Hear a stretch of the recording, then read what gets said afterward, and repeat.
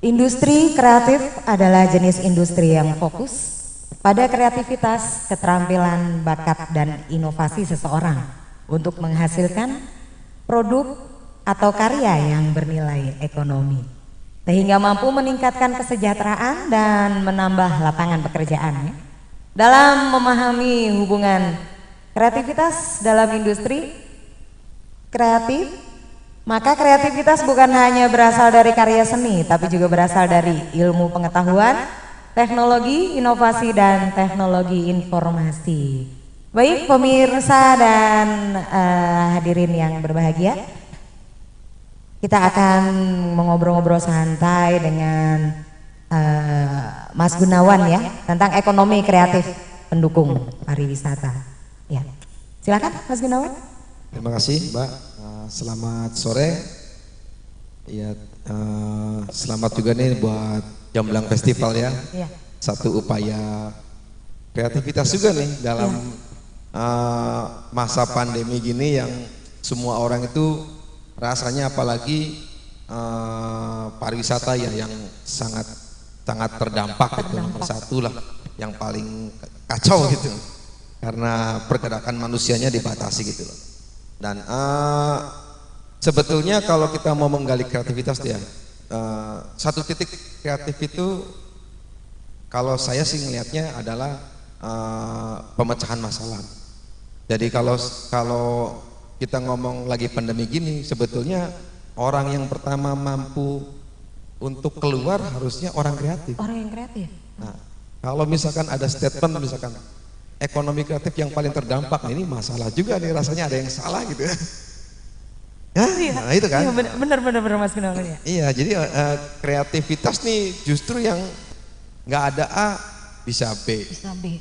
B-nya kurang ganti C gitu. Itu pola pikir orang kreatif gitu. Makanya kami ya termasuk penyelenggara Jamblang Festival juga mencoba meracik gitu dengan kondisi yang seperti ini, apa yang paling bisa kita lakukan itu agar tidak berhenti, semua bisa bergerak gitu. Tidak bisa online, tidak bisa offline, bisa online. Bisa online.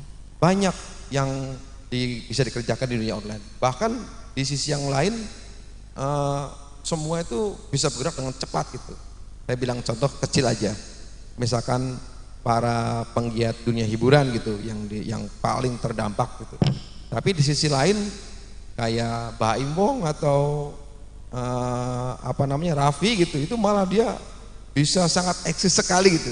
Malah jadi lebih ini lagi ya. Oh, berkali-kali lipat gitu kan dengan kondisi kayak gini. Jadi ini ada satu titik yang orang apa dia masih bermemorabilia dengan masa lalunya gitu, dan tidak cepat untuk berpindah ke sesuatu yang baru yang setidaknya sebelumnya tidak dipikirkan itu. Nah, itu beberapa hal yang perlu dicatat tentang kreatif itu. Nah, dalam kesempatan ini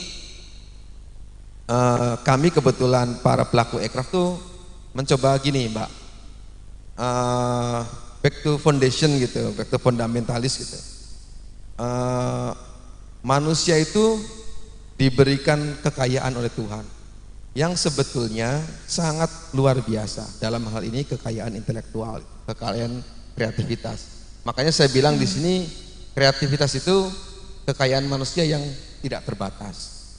Begini, kenapa saya bilang kekayaan manusia tidak terbatas itu? Tuhan kasih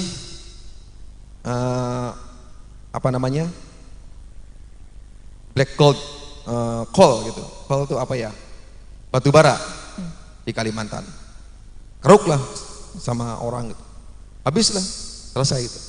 Nah, kalau kita lihat gambar di sebelah ini gitu, Borobudur ini mahakarya gitu. Kreativitas orang masa lalu sebelum kita itu. Yang sampai hari ini tuh bisa dinikmati oleh kami-kami, kita-kita gitu. Oleh masyarakat sekitarnya yang terus-menerus dapat penghasilan dari kreativitas orang masa lalu. Yang dari Jakarta ke Bandung, ke Jogja, mobilnya dapat pendapatan, travelnya dapat pendapatan, hotelnya pendapatan, kerajinan di sana pendapatan, semua bahkan dari luar negeri maskapai pun dapat pendapatan dengan kreativitas ini aja. Dan ini nggak akan pernah habis gitu. Saya akan bahas kenapa akhirnya perlu kreativitas jadi satu hal yang penting dalam membangun industri pariwisata gitu. Ada irisannya kok, nggak melulu tiba-tiba kreativitas kemana, pariwisata kemana. Ini ada satu benang merah yang bersinggungan gitu, kira-kira gitu. Nah, ini saya sedikit gambaran aja ya. Zaman dulu Thomas Alva Edison gitu membuat lampu ini, rasanya dianggap orang gila gitu. Apaan sih gitu, gini. Iya. Tapi hari ini siapa yang tidak mendapatkan manfaat dari kreativitasan sang Thomas Alva Edison itu? Ini luar biasa sekali. Kalau kita mau bikin sesuatu hari ini yang sekelas Thomas Alva Edison, rasanya yang paling berat itu masalah mentalitas. Dibully, dicemooh gitu. Dibilang gila gitu ya. Iya, dibilang gila. Mungkin dulu nggak ada media, mungkin yang ngomongin yang di depan muka aja. Sekarang yang diomongin bisa kemana-mana. Termasuk yang Wright bersaudara, Wright brother ini bikin pesawat ya, ini orang bener enggak gitu kan. Tapi dengan ketidakbeneran mereka pada masanya gitu. Ini adalah satu hal yang yang dinikmati, dimanfaatkan oleh orang masa kini. Ini juga buah kreativitas. Nah, itu dulu masanya tahun 19. Yang masa baru ini sama nih teman-teman Google gitu, atau Facebook gitu, atau saudara kita yang dari Indonesia gitu. Mas Nadiem tuh nggak gampang. Mas Menteri ya. Iya, Mas ini Menteri. waktu awal-awal kita saksi hidup gitu loh. Bagaimana dia punya ide kreatif bikin ojol gitu. Pertarungan darah. Ojek online offline. Wow, kita saksikan di televisi gitu. Itu hal yang tidak mudah gitu. Artinya kreativitas juga tidak serta-merta mulus seperti jalan tol gitu. Ini ada tantangan dan hambatan gitu. Dan sampai hari ini kita nikmati gitu loh, karya-karya mereka. Facebook kita nikmati gitu, entah buat berdagang, entah buat berkawan. Yang Google itu yang luar biasa gitu. Kita kayaknya hidup tanpa Google gitu. Dulu ada istilah learning by doing, sekarang learning by googling gitu kan. Saking semua sudah Mbah Google ini udah menggantikan semuanya gitu. Ini buah kreativitas manusia. Sampai ada julukan Mbah Google karena semuanya serba tahu. Google Mbahnya itu serba tahu. Dukun aja udah nyerah gitu. Dukun aja belum tentu, tapi Mbah Google ini iya, rumahnya si A di mana? Waduh, coba Google, langsung tahu gitu. Ini sesuatu yang penemuan di masa saat ini gitu ya. Kalau yang Wright brother gitu atau Thomas Alva ya itu masa lalu. Udah ratusan tahun ya. Ya 100 tahun yang lalu tahun lebih yang lah gitu lalu. lah. Mungkin kita kalau diceritakan apaan sih nggak tahu juga kan. Kalau ini di depan mata kita gitu. Ini kita tahu semua gitu pergerakan bagaimana teman-teman yang luar biasa ini. Nah, ini saya mencoba menjurus sudah ke pariwisata kita nih, Pak. Iya, ke pariwisata kita. Yang kita lihat di depan ini ada empal gentong atau tahu gejrot. Ini jelas-jelas kreativitas masa lalu yang sampai hari ini dinikmati oleh warga masyarakat Cirebon. Masyarakat Cirebon. Orang datang ke Cirebon beli empal gentong. Tapi ini sudah mengindonesia ini, Mas. Bagus banget. Empal gentong itu udah terkenal sampai mana-mana. Orang kalau ke Cirebon pasti nyarinya Iya. empal gentong. Indomie aja rasa empal gentong. Oh. Ini yang tadi makanan rasa empal gentong gitu. Jadi gini, mie instan aja bayangkan gitu. kita coba flashback ke masa lalu. Ini yang nyiptain empal gentong gitu. Tiba-tiba ada santan digini-giniin gitu. Tiba ada ini. Gimana cara meracik itu semua menjadi satu makanan yang rasanya itu sepakat enak gitu. Kita kan bisa aja gitu kayak bikin mie gitu. Mie kan nggak enak gitu atau gimana. Ini tiba-tiba bikin empal jadi enak gitu. Enak. Itu kan nggak mudah juga. Atau kayak tahu gejrot gitu. Nah itu yang lucu, tahu cuma diiris-iris, disisir-sisir gitu, kasih ini Ya doang, itu, kasih itu iya. doang, jadi rasanya enak. Enak kan? Jadi kreativitasan masa lalu yang sampai hari ini kita nikmati. Nanti pertanyaannya nih, kita mau bikin apa untuk anak cucu kita gitu. Nah itu Pak. Ini kan kita masih menikmati masa lalu ya. Iya, nah, masih menikmati jadi masa lalu. bagaimana pentingnya kreativitas bisa kita manfaatkan untuk kehidupan kita maupun kehidupan anak cucu kita gitu. Itu ya. Satu lagi. Nah, ini batik tulis. Warisan motif. Jadi leluhur kita itu udah banyak kasih warisan ke kita loh Mbak. Jadi kalau kita misalkan sama orang tua kita dikasih rumah gitu, enak kan? Iya. Dikasih mobil gitu atau tanah gitu. Tinggal rumah tinggal nempatin, mobil tinggal pakai. Betul. Gitu. Rumahnya jual habis tuh. Oh. Mobilnya rusak selesai. Iya. Begitu leluhur kita, saya nggak ngerti gitu. Masya Allah luar biasa gitu. Ngasihnya pattern. Ini di dunia desain disebut pattern, pola gitu. Pola ini nih apa sih itu garis gitu kan, garis-garis seni itu yang akhirnya tapi semua warga, semua bahkan dunia pun mengakui bahwa ini adalah suatu catatan peradaban yang betul-betul bisa dinikmati sampai hari ini. Bahkan kalau saya prediksi sampai kapanpun ini akan abadi, timeless sifatnya itu. Nah,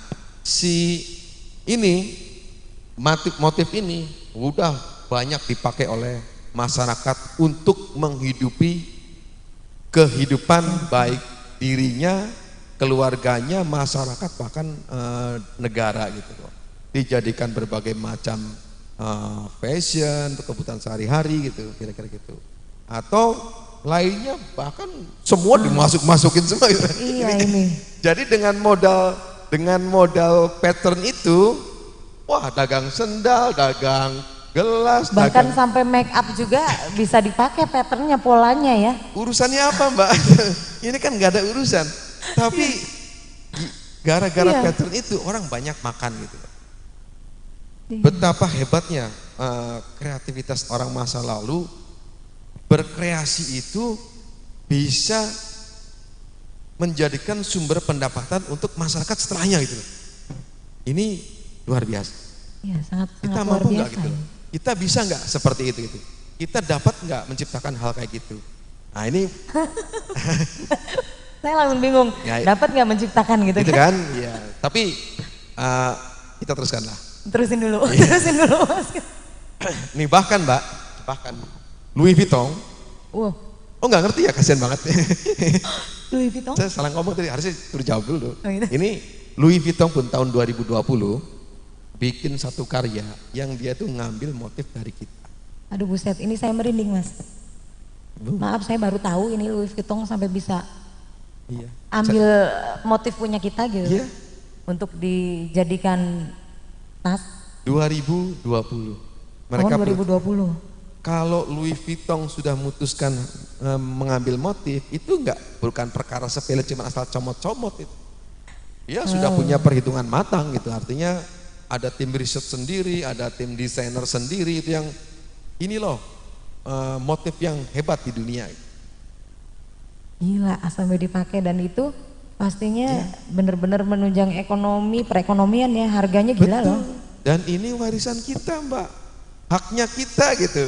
Kayak orang tua ngasih kita motor, mobil, rumah, tempati, pakai gitu, silahkan untuk apa gitu. Makanya pemerintah sendiri langsung mengklaim bahwa ini adalah hak cipta bangsa Indonesia. Bangsa Indonesia. Biar dapat digunakan oleh masyarakat Indonesia. Luar biasa sekali. Dan motifnya ini kan motif khas Cirebon ya Mas ya? Betul, ini khas Cirebon. Jadi sama kayak tadi proyek bersaudara atau Thomas Alva Edison yang lampu, kita juga punya loh, nggak sembarangan ya ini. Iya. Kita juga bukan orang-orang yang kayak nggak bisa apa-apa loh orang Indonesia loh. Kalau kita pakai karya orang luar pakai karya kita. Iya. Gitu kan? Iya, orang luar yang pakai karya kita ya Mas. Jadi kita nih orang hebat ternyata. Kita ini turunan orang hebat. Luar biasa. Bikin Borobudur tuh nggak mudah Mbak. Lah kita bikin rumah aja kadang miring-miring kok. Iya. Suka pintunya nggak pas gitu atau gimana atau nggak nyaman, itu bikin Borobudur segede itu pada masanya itu bukan perkara mudah. Itu sangat kreativitas yang sangat luar biasa sekali. Oke ya. Nah, di Cirebon sendiri ada nih Mbak. Tadi kan warisannya leluhur kan? Iya, warisan leluhur. Ini teman saya multidimensi. Multidimensi ini akhirnya kenapa saya boleh bilang ya, kreativitas itu kalau dari sudut kacamata pariwisata yang kadang hanya atau banyak ngobrolin tentang destinasi. Kalau kita garap produk kreatif itu pada masanya akan bisa dijadikan tempat destinasi. Orang pada datang ke sana kok. Iya. Dari Jakarta, dari mana? Sengaja datang ke situ. Kayak batik Trusmi gitu, BT gitu atau apa gitu di Trusmi lah. Kan orang datang itu untuk berbelanja produk gitu. Jadi produk itu sebagai tujuan. Nggak sekedar datang ke Gua Sunyaragi atau datang ke keraton gitu nanti beli produk, enggak. Ini justru produknya jadi destinasi. Destinasinya itu adalah produk. Produk. Gitu. Ya. Ini udah terjadi di kita di Cirebon. Jadi kalau kita mau kreatif, bisa membuat produk kreatif, suatu saat juga kita bisa akan jadi destinasi. Destinasi. Seperti ini ya. Ya kira-kira gitu. Jadi nggak sekedar ayo kita bikin apa segala macam selesai beres. Oh terlalu simpel. Tapi kalau kita betul-betul kerjakan dengan baik, dengan serius, seluruh stakeholder mendukung, menuju ke sini bisa jadi destinasi gitu lah. Kira-kira gitu. Ini di daerah apa tuh? Tengah Tani lah. Tengah Tani ya. Ini udah sangat terkenal. Bahkan saya pernah ngobrol sama pemiliknya, rasanya mungkin Pak Harto yang belum datang ke sini atau nggak tahu ya. Sisa presiden udah datang semua kok. Megawati, Susilo Bambang Yudhoyono, apa Pak Jokowi juga. Kayaknya saya orang Cirebonnya juga belum tuh. Nah ini masalah. belum kenal. Sedikit mendengar sudah. Rumah Kerang kalau nggak salah. Rumah Kerang betul. Ya, Nanti Kerang. datang ke sana. Ini saya zoom. Nah ini ada multidimensi Rumah Kerang sih. Rumah Kerang multidimensi ya. Istana Kerang. Nah ini juga ada nih baru nih di Cirebon. Namanya Mantera. Rotan. Mantera. Iya Mantera. Mantera juga sedang. Nah Mantera kalau multidimensi itu sudah berjalan. Yang ini sedang menginisiasi baru 1 tahun belakangan, tapi sudah mulai ada pergerakan wisata belanja rotan. Oh, berarti di daerah Tegalwangi sana. Tegalwangi. Jadi Mbak nggak datang bisa di searching kok sekarang udah nggak perlu tanya dukun lagi, pokoknya Mbah yang tadi itu kan cek. Mbak Google. Iya, Mbah yang tadi dicek pasti nemu. Ada kafe juga, ada apa. Pokoknya ini saya rekomendasi banget lah. Punya kawan saya juga. Mantera. Mantera. Nah ini saya ambil yang agak jauh dikit nih, coklat dodol, cokodot gitu. Saya pernah mampir ke sini juga.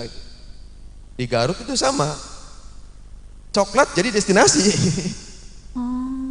Jadi bukan sekedar datang ke Garut mau ke kawah apa ke air panas, mau kemana gitu, ke cokodot. Oh, inovasi dari dodol yang dodol. biasa. Kalau kita di sini kayak batik Trusmi gitu, dia mah dodol dijadiin pusat pembelanja, kayak pusat belanja, souvenir gitu kan, sebelum belanja, bos banyak banget datang ke sana. Jadi kapan waktu si kreativitas jadi destinasi ya ini nih yang saya ceritakan beberapa. Nah kami berharap sekali ke depan suatu saat itu. Misalkan daerah Jamblang ini kan sebenarnya udah punya potensi. Iya. Kayak Siti Winangun dengan gerabahnya gitu. How to make like this itu harus dikerjakan gitu. Bukan how-nya tapi nggak pernah diselesaikan. Nanti tahun depan tanya lagi bagaimana kita akan membuat Jamblang ini. Terus nanti ada tahun depan festival lagi. Kita tahun kemarin sudah bikin ini tapi nggak ada yang dikerjakan. Itu sama sekali nggak. Makanya kami dan teman-teman itu sudah banyak mengerjakan hal kayak gini Pak. Step demi step sedang kita kerjakan untuk how make something like this gitu kira-kira gitu. Ini bagus sekali lah. Jadi kita nggak bermimpi bikin Borobudur baru. Iya. Gila aja. Karena nggak mungkin. Iya, jadi oke lah zaman dulu orang bisa bikin Borobudur dengan segala kehebatannya gitu. Ya kita dikasih porsi lagi sekarang, bikin karya, produk, kreatif gitu, yang kayak tadi, dodol. Iya, pada masanya kita gitu, Betul. bikin sesuatu yang bisa nggak sih sampai spektakuler itu kayak Borobudur. Nah gitu. kalau tema hari ini adalah ekonomi kreatif, ya inilah ekonomi kreatif. Ini ya. Kapan waktu produk kreatif bisa mendapatkan sumber ekonomi bagi pelakunya?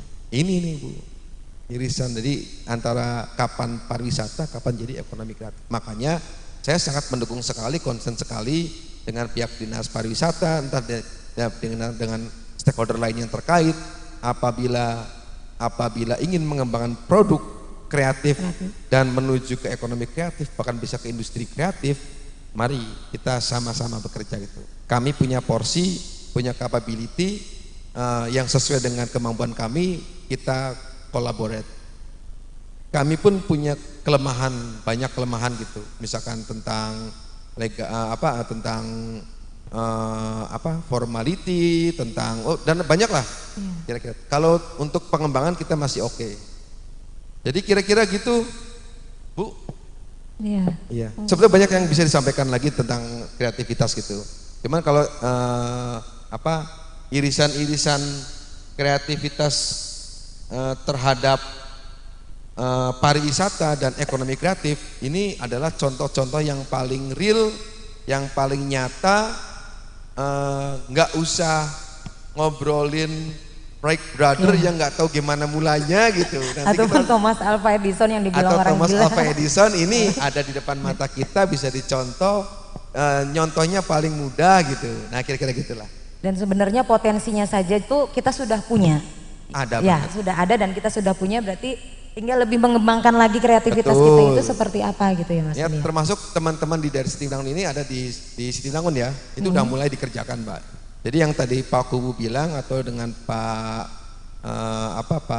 Camat bilang, yang Gerabah Sitinangun yang dari tradisional kini udah mulai merangkat ke keramik gitu, dengan gaya-gaya baru yang lebih kontemporer yang mulai disukai oleh masyarakat. Saya pikir ini adalah starting gitu, permulaan yang baik untuk rekan-rekan lainnya mengikuti gaya-gaya seperti itu, kira-kira gitu. Oh, aduh menarik sekali ya. Iya. Mungkin kita break dulu sejenak nih. Siap. Mas Gunawan, untuk menghormati azan maghrib dulu. Kita berhenti dulu sebentar. Kita berjumpa kembali lagi, permisa.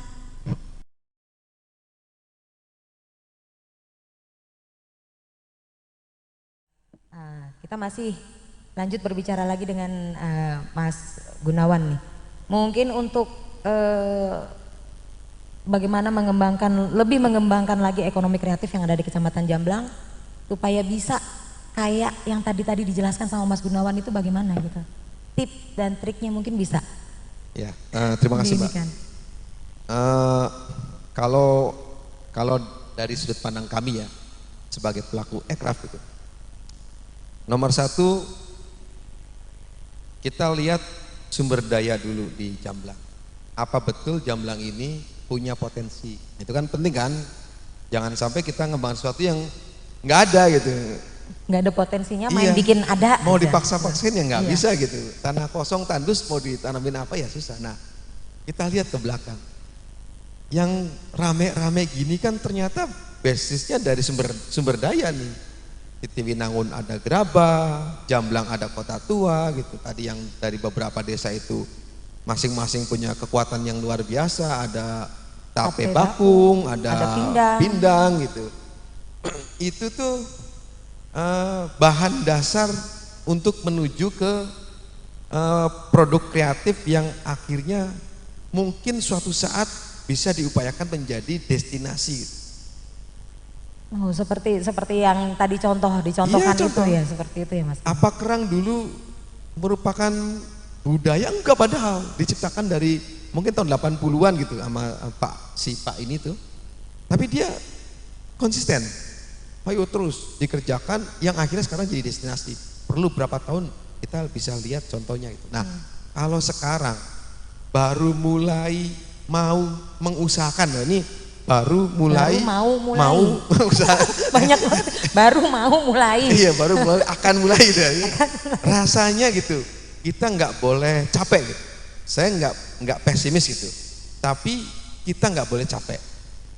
Kalau ngelihat multidimensi yang akhirnya sekarang jadi destinasi perlu mungkin berapa puluh tahun gitu. Kita juga mungkin bisa jadi perlu berapa puluh tahun ke depan, tapi harus digarap dengan konsisten gitu. Jangan punten Pak Kuwu ini semangat, ganti kubu melempem gitu selesai. Iya. Gitu. Stakeholder lain kedinasan, iya betul. Begitu 1 tahun 2 tahun belum berhasil, apaan sih ini, kayak kita udah mengusahakan tapi tidak ada impactnya. Itu nggak bisa begitu. Kita bisa jadi baru kerasa 5 tahun kemudian atau 10 tahun kemudian, dan itu dikerjakan terus menerus, maraton tidak terputus. Oke, kayak Siti Winangun misalkan sekarang sudah mulai, tadi yang dibilang Pak Camat, udah ada gerabah baru berkeramik, yang itu menandakan ada kemajuan baru di dunia gerabah Siti Winangun. Baru 1 langkah, masih banyak langkah-langkah lain yang harus ditempuh gitu. Yang harus kita ambil gitu. Oke, sekarang di daerah Jamblang ini sudah ditentukan bahwa Jamblang itu sebagai wilayah yang bisa dikembangkan sebagai destinasi. Baru statement, belum disentuh gitu. Baru statement belum tersentuh, belum iya. disentuh nah, gitu ini ya. nih sentuhan awal nih yang kayak festival Jamblang itu saya apresiat banget itu. Sentuhan awal. Taruh misalkan dari kita ini masih belum ada kemajuan, nggak apa-apa. Artinya mungkin perlu 1 event lagi, 2 event lagi, mungkin ada event tahunan yang sebetulnya di sini udah punya bakat nih, Mbak. Saya boleh katakan Jamblang ini kan ada festival tahunan. Apa tuh namanya, yang Serang dan Kunjung Buyut. Ya, Kunjung Buyut kan, Kunjung ada Serang, Buyut. satunya lagi apa gitu kan. Itu kalau di Rio de Janeiro itu udah festival internasional. Di Banyuwangi itu malah dibikin. Sama di Jember, festival Jember gitu. Baru dibikin berapa tahun yang lalu udah begitu. Kita sudah punya warisan, balik lagi warisan nih, yang notabene nggak susah-susah. Bayangin Mbak, kalau ngumpulin peserta segitu banyak, kalau tidak didasari oleh budaya, susah. Duitnya harus banyak, gitu ya. effortnya harus tinggi. Itu Jember itu bukan duit dikit, duit banyak untuk bisa kayak gitu. Nah, untuk bisa jadi begitu gitu. Iya, sekarang masyarakatnya terdorong dengan sendiri bikin event seperti itu. Wow, itu enak banget, tinggal poles-poles dikit, gosok-gosok dikit. Dan mereka itu rata-rata biasanya pakai dana masing-masing gitu. Nah, kan itu hal yang sangat luar biasa yang saya melihat gitu.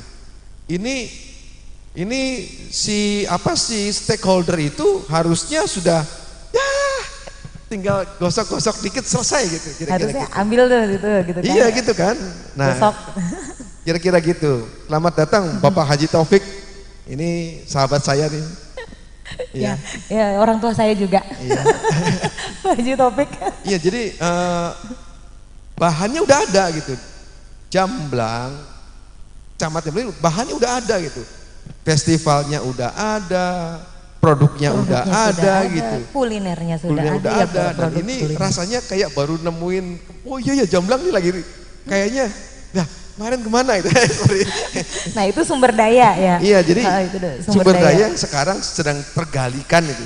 Saya ngomong sedang tergalikan itu, yang sedang dilakukan saya apresiat banget. Walaupun dengan kondisi pandemi yang sekarang saat ini, pemerintah tidak menyetop gitu, tidak memberhentikan niatnya untuk memajukan Jamblang. By the way, kalau misalkan masih belum berhasil, please jangan mundur gitu aja. Aja patah semangat. Jangan patah semangat. Ayo lanjut. Lanjut, terusin. Masih butuh waktu panjang untuk ke arah sana. Sampai kita dapat tujuannya, ke goalnya itu. Betul. Contohnya udah banyak kok ya. Yang tadi saya bilang gitu, Banyuwangi berhasil, Jember berhasil gitu.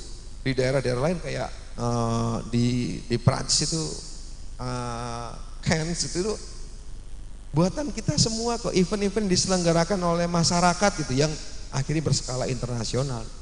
Nah, pertanyaannya bagaimana Jamblang menuju ke sana itu ya menurut saya kerjakan dengan tidak berhenti. Tidak berhenti ya.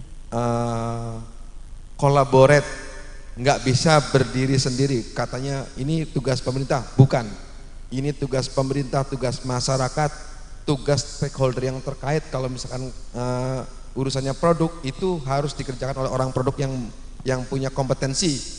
Kalau event juga dipegang oleh event organizer yang punya kompeten gitu. Betul-betul hanya orang-orang terbaik yang harus hadir di sini, kira-kira gitu. Jadi untuk mewujudkan semua itu. Gitu. Betul. Jadi nggak mungkin kalau pemerintahnya saja yang mengadakan, masyarakatnya tidak mau, ya nggak akan bisa. Betul. Ya, sama kayak seperti yang tadi Pak Nana bilang gitu, kabit kita gitu. Nggak bisa dari kubunya, masyarakatnya itu yang jalan. Iya, yang penting itu adalah penggeraknya dulu, masyarakatnya dulu. Masyarakatnya dulu yang bergerak itu, paling penting itu, paling penting. Ya, itu sumber daya ya Mas. Ada sumber lagi? Daya. Sisanya apa namanya? Banyak ya hal kalau mau saya jelaskan itu. Apa namanya? Pengembangan sini kan punya proses yang tidak mudah. Ini panjang, Mbak. Oh iya, panjang. Panjang banget itu. Sedikit aja, disingkat aja Mas. Iya. Ada singkat satu, aja, kasih sekilas deh. Ada satu pendekatan di dunia desain namanya design thinking gitu, yang bisa menggarap, kalau saya bisa menggarap ini semua itu. Berawal dari empathize gitu. Kayak sekarang pemerintah mengempati gitu bahwa kita perlu Jamblang ini diangkat. Masyarakatnya biar ekonominya maju, itu bagian empati yang harus diambil dari sebuah masalah. Dari situ kita identify gitu. Identify itu tulis masalahnya apa gitu. Siti Winangun begini, Jamblang begini. Jadi akhirnya kita ketahuan ada mapping gitu bahwa masalahnya ini. Nah, dari situ kita akan sketching itu dirancang gitu. Oke, Siti Winangun masalahnya ini, kita rancang layoutnya ini. Jamblang masalahnya ini, kita rancang layoutnya ini. Nah, dari situ ada prototyping itu harus dikerjakan seperti ini. Ini bagian dari prototyping itu.